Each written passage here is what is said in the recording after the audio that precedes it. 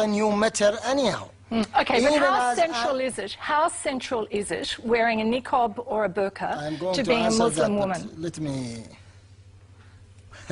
I'm just trying to get you to answer the question. Yeah, but not in the way, again, we are using either my way or the highway. We can't do that. We, as Australians, I would say, come together in some values, and one of the values we come to accept each other as we are. We don't have to be following the tail of Europe. We are so far from Europe anyhow. Even if some of us, their ancestors are European, but we are not European anymore. We are Australians, and we have our identity, and we should build our country according to that identity. So is it okay for French or to so is it okay though else? for, forget about the ban for a moment, is it okay for Muslim women to wear whatever they like? Of course, it is their choice, and they should answer that, not me. But Islamically, there is a practice of code for everything. Even, forget Islam now, even for the Australian in general, or even the European, Mr. French talking about equality of the man and the woman. Where is this equality? I never see a President French woman. I didn't see a President United States woman. I didn't see even Australian. This is first time it happened. There are a few women in the French cabinet, I think. But anyway, we'll move on. Before we go any further... All right, but Cory, just quickly. Let's clear up a couple of things. The earliest reference to a facial veil was 4 centuries before Islam came about. It is a cultural thing designed to protect people's faces from the elements. The fact that the Sheikh omits to discuss or disclose whether it's a compulsion under Islam suggests that, you know, he's not being straight with us. Over 1.5 billion Muslims probably don't wear it, ever. So why all of a sudden are we making exceptions for our security and our cultural practices in this country for a tiny subset of people who are adhering to a fundamentalist, an extreme fundamentalist version of a religion? Okay, Sibel, you... No, it's not true. And don't twist the matter about... Look, it predates Islam by 4 centuries. I don't allow you or anyone else to talk about our Islam with so much ignorance. If you want to talk about what you know properly. What I know is what you were quoted on Lateline as saying that Muslims weren't involved in the September 11 attacks. I know that. Now, do you still believe that? All right, let's not go there. We're talking about... Okay, wait, everybody. Sibel, I'd like you... Excuse me, gentlemen. I'd like to ask this lady over here to take part. I'd like to ask this... Sheikh Omran, I would like to ask Sibel a question. Sibel, you're 28. You wear the niqab where we can see your eyes. When did you start to wear it and why? Okay, basically I decided to wear it at the age of 17. And I'd just like to make it clear that this was prior to getting married, so there wasn't any husband or man involved in my life to help me decide. I chose to wear the niqab at the age of 17. Through my journey into Islam, learning about Islam, I decided that I wanted to take that extra step to cover my face. I do not believe that it is an obligation. I don't think it is compulsory. I think it is a choice. I have chosen to wear it. Just as though I chose to put it on, I will choose when I would like to take it off. I'm not going to have somebody tell me when to wear it and when not to wear it. Okay, despite the fact that my family was opposed and against me wearing the niqab, I still was adamant at that time, and I wasn't going to allow anybody to tell me what to do. So I was adamant, I was passionate about it, and I was going to do it, regardless of what family said. You say it gives you freedom. What do you mean it gives you freedom? How does it give you freedom? Yeah. What about in a court of law? You've got 2 cases now, one before in Western Australia. Yeah, we're going to get on to security in a moment. I want to continue to talk to Sibel about her choice. To just quickly answer your question, for court purposes, we can take it off. So that's just very quickly We're ranging across a whole range. Could we just wait a moment, Sheikh Omran, please, and let Sibel finish speaking? Let Sibel finish speaking. Could I just also... Sibel, I want to find out how it gives you freedom. I want to know what you mean when you say it gives you freedom. Well, first of all, it gives me freedom because it is my choice to dress as I want to dress. I am not being dictated, or I am not being forced or pressured to look a certain way to impress society or to impress certain people.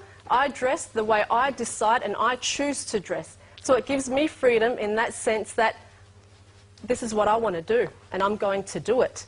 So that is my freedom. I want to do it and I'm going to do it regardless. Okay, Jacques Miard, just very quickly, are you taking away freedom of choice here? You talk about liberty. I would like to intervene in the... Yes, I would like to intervene in this question of free choice.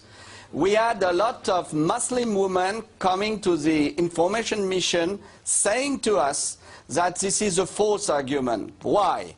Because the family pressure, the brotherhood, the father, the husband, the social pressure in certain Muslim circles are very high, and those women are not free. It may be that one, let's say, out of 10 women will wear it, let's say, from their own choice.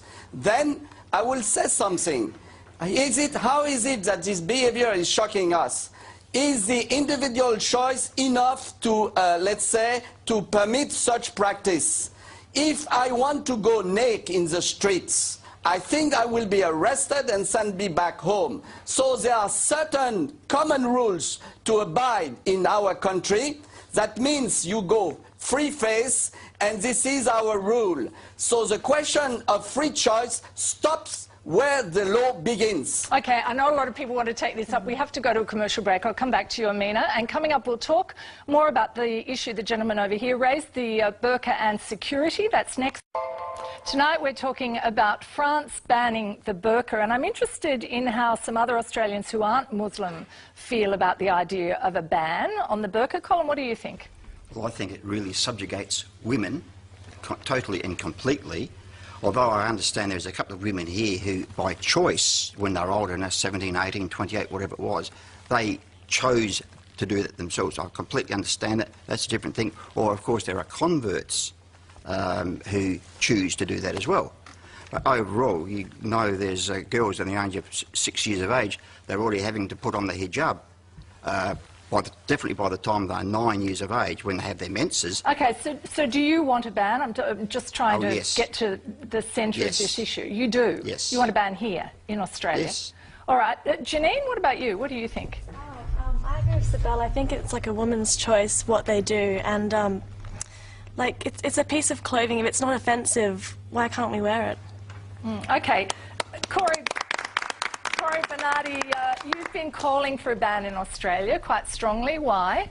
I believe it's a security issue, and also there's a cultural attachment to it. Firstly, we have already double standards operating in our society. If someone with a niqab or a burqa walks into a bank, they're not challenged. If they walk into a petrol station, they're not challenged. If people go in with a balaclava on, they are challenged, or a motorcycle helmet, they're challenged to reveal their identity. But, well, this is interesting because we spoke to the Bankers Association about this, and they say the reason people are challenged about a helmet is that if they are committing an offence of some kind, they're more difficult for the police to overpower. They don't see a need to ban the burqa. Well, the reason we have closed-circuit television cameras and we have a range of other facial identification things is so that we can identify people when they do commit crimes and when they commit problems. Right around the world, we're not seeing that many women actually who wear the burqa commit crimes. We're seeing men dress up in burqas and commit crimes, which is why in Jordan, they've reduced it, or they said they're not allowed to have it in public areas. I just believe that from a security perspective and in the interests of our community, we need to have the same expectations of identification available for all Australians. Now, how much evidence do you have, though, that it's presenting a real problem in terms of security? You've described it as the preferred disguise for bandits and ne'er-do-wells. What's the evidence for that? I said it's emerging as the preferred disguise of that, because in societies and communities where the facial veil is becoming acceptable, it is the easiest and the least alarming of disguises for people to wear. You can go to the UK and you can look at a myriad of robberies, same in the United States. You can go, as I said, to Jordan, where there's one crime committed by someone wearing a burqa or a facial veil every 4 days. You can look in Tunisia, you can look in Italy, you can look in France and Belgium, and you can look in Quebec, where they've all said this is a problem, a security problem. Australia has this wonderful opportunity where we've only had a couple of instances. One a robbery in Sydney, and one where a policeman had an alarming range of claims, false claims made against him because he asked a lady to remove her veil. All right. I want to pursue the security angle a little bit. Jacques Millard, was security a concern in France when you made this decision, or was the main thing behind the decision the other issues you've raised earlier? Security is one element, but this is not the most important because, of course, there was a debate to say we ban it in the public services, for instance, because we need to check who is coming.